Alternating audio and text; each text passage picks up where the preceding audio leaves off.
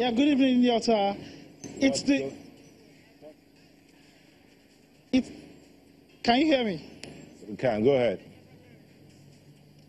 Okay, it's the eve of the election in Imo State, and tonight we are trying to get across to all the stakeholders in Imo State to get the feel of the preparation for tomorrow's governorship election. Well, earlier today we visited some areas in the state when we spoke to some electorates, and their major concern, because Imo is one of the flashpoints in this election, the major concern is for INEC in Imo State to conduct a free and fair election in a peaceful atmosphere.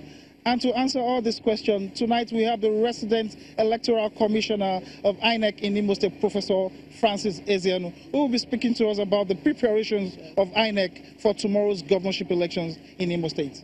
Good evening, sir. Yeah, good evening. I know you have a very tight schedule.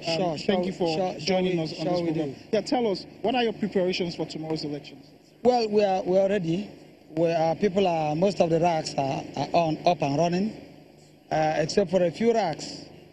But I'm sure that in the next 1 hour, all our racks will be up and running, and we will be at the polling units by 8 o'clock in the morning.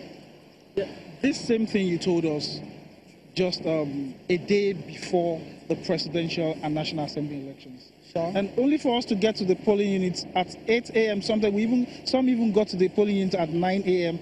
and the electoral materials were not there. So you're telling us the same thing now?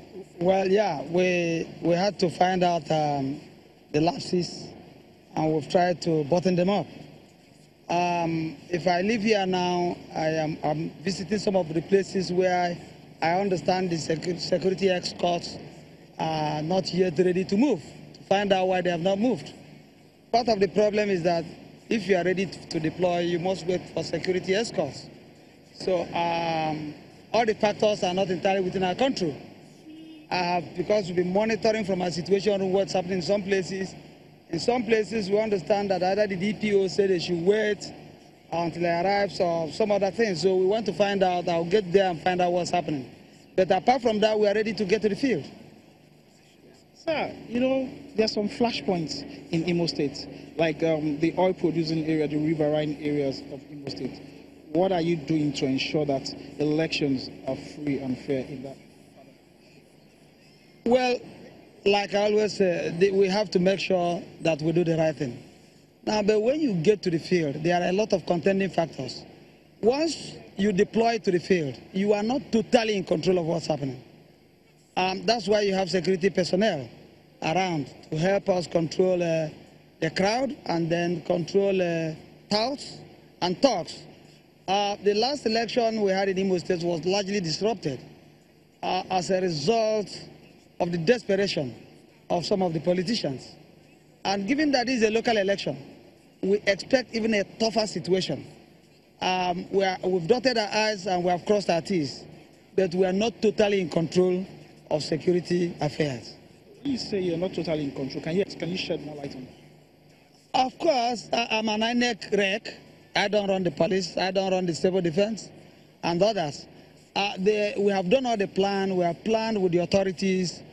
Sometimes when you get to the field, things are not as you anticipate. And one major problem we have actually is that even the security personnel you are deploying are armless.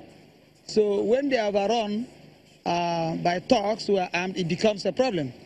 But we are happy that the military, by the military I mean the Army, the Air Force, and the Navy, are building a synergy to support us this time around. So I'm hopeful we come out far better than we did last time. So you were in a meeting with the leadership of all the security operatives in Igbo yesterday. Sure, yesterday. So can you give us a tidbit of what you discussed? Well, yeah, of course, I was just reassured that they were there to give us all the support we need.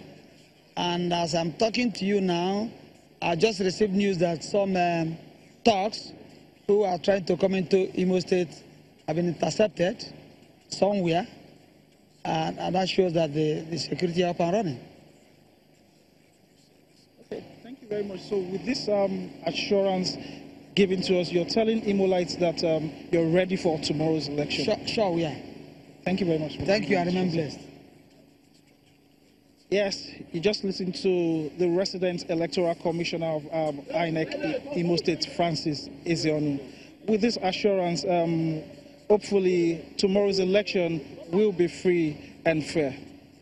Back to you in Lagos. Yeah, thank you, Toko. But before we let you go, now you've just spoken to the resident electoral commissioner.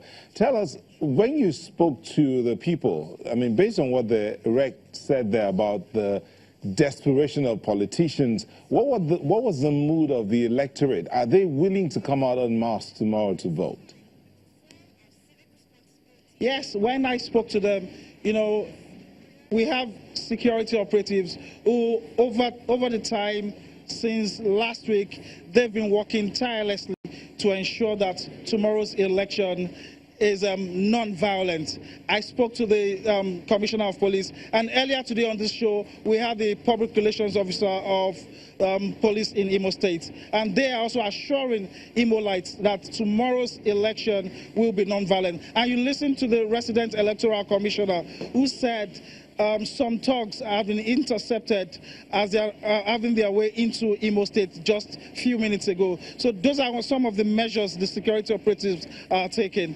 So when I spoke to them earlier, they raised those concerns, but some also are also confident in security operatives that they will ensure that tomorrow's election is non-violent. Thank you very much, Tokwe. Let's hope that tomorrow, as they have said, the REC and the police have said, the elections will be peaceful and they'll be free and fair so that the electorate will be confident to vote. Thank you very much.